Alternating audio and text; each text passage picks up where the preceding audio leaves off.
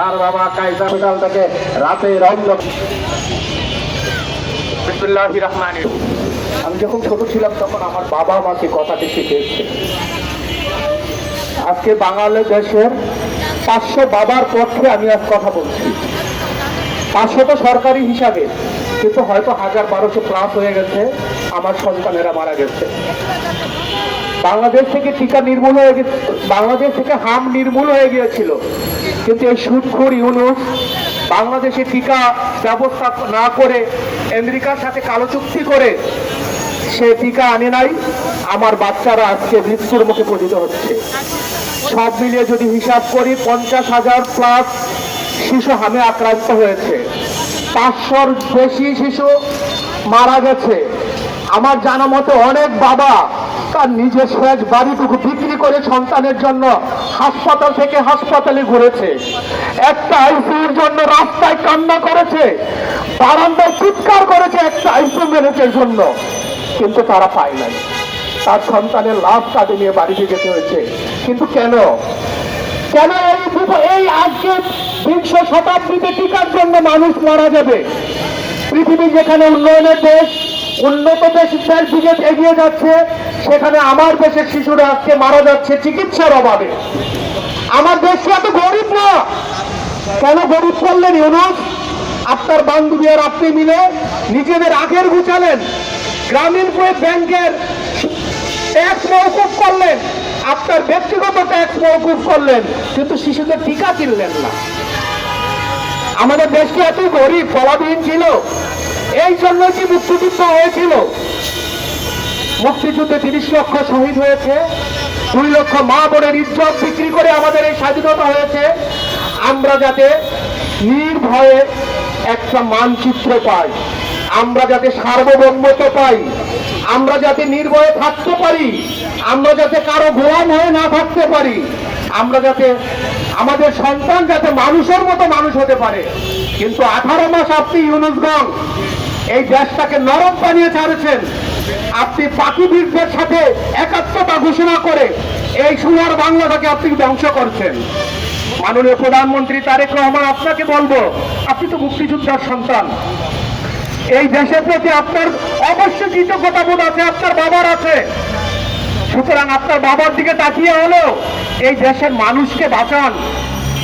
এই ইউনূসগণদের বিচার করেন, এই ইউনূসগণদের বিরুদ্ধে ওদের পাসপোর্ট জব্দ করেন, ওদের যে উপদেষ্টাগুলো ছিল সবগুলোর বাংলাদেশ থেকে যাতে যেতে না পারে ওদের গ্রেফতার করেন। আন্তর্জাতিকভাবে ওদেরকে প্রয়োজনে ওদের বিরুদ্ধে তদন্ত করেন।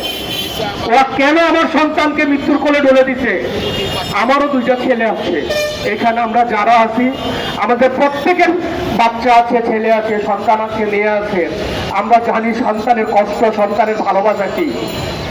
আমার সামনে যখন আমার আরেকটা ভাই চাপিয়ে কাঁদে, আমার আরেকটা বোন ওয়ালের সাথে মাথা ঢুকিয়ে কাঁদে, তখন আমি বুঝি এর বেদনা কতটুকু, এর কষ্ট কতটুকু।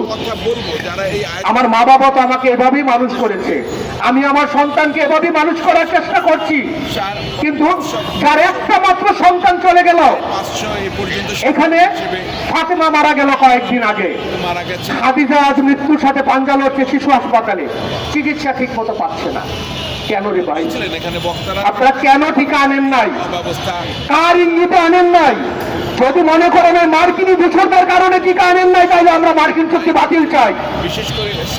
ডক্টর ইউনূসের এই ভালো ভালো কথা, বাংলাদেশ বিরোধী কথা, পাকিস্তানের পক্ষের কথা কোথায় গেল? সে তার সেই ভালো কথা, তার নীতি কথা, সে তো মুক্তিযুদ্ধের বিরোধী অবস্থান করেছে। অভিযোগ রয়েছে। আজকে কি সুশীল সমাজের আসমান কাঁপে না? সুশীল সমাজ কি আজ দেখে না যে বাংলাদেশ থেকে কতগুলো সন্তান প্রতিদিন চলে যাচ্ছে? আজকে আকাশ কাঁপে না? আপনাদের হৃদয় কাঁপে না? যে হৃদয় বাংলাদেশের মাটি মানুষের কথা বলে, আজকে বিশ্ববিদ্যালয়ের শিক্ষকদের হৃদয় কি কাঁপে না? যে হৃদয় বাংলাদেশের মানুষের কথা বলে। আজকে সুশীল সমাজ আপনারা কেন নিশ্চুপ? কিসের ইঙ্গিতে নিশ্চুপ? কেন শিশুদের পক্ষে কথা বলছেন না? ডক্টর ইউনূস গণের ভয়ে, মবের ভয়ে? কেন রে ভাই? একজন শিশু দিন দিন কষ্ট করতে করতে অক্সিজেনের অভাবে, আইসিইউর অভাবে মারা যাচ্ছে, টাকার অভাবে মারা যাচ্ছে, টিকার অভাবে মারা যাচ্ছে। আপনারা নিশ্চুপ, আপনারা চুপচাপ বসে আছেন, আপনাদের মুখে কুলু পেটেছেন কেন? এখন কি ওই নিজের পকেটে ডলার যায় না শিশুদের পক্ষে কথা বললে? শিশুদের পক্ষে কথা বললে কি ব্যাংক অ্যাকাউন্টে টাকা যায় না? শিশুদের পক্ষে কথা বললে কি আপনাদের ওই বিদেশি প্রভুর বিরুদ্ধে কথা যায়? বিদেশি প্রভুদের রক্ষা করতে, বিদেশি প্রভুদের মন রক্ষা করতে, মনের সাথে করতে আপনারা কি সেই অবস্থা করছেন? বাংলাদেশ তো বিদেশি প্রভুদের পক্ষে কথা বলার জন্য মুক্তিযুদ্ধ করে নাই। ৩০ লক্ষ শহীদ বিদেশি প্রভুদের কথা রক্ষার্থে যুদ্ধ করে নাই, যুদ্ধ করেছে এদেশের মানুষের জন্য, এদেশের মাটির জন্য, এদেশের শিশুরা যাতে অন্ন পায়, বস্ত্র পায়, একটা স্বাধীন শিক্ষা পায়, স্বাধীন চিকিৎসা পায়। আপনারা তা করলেন না।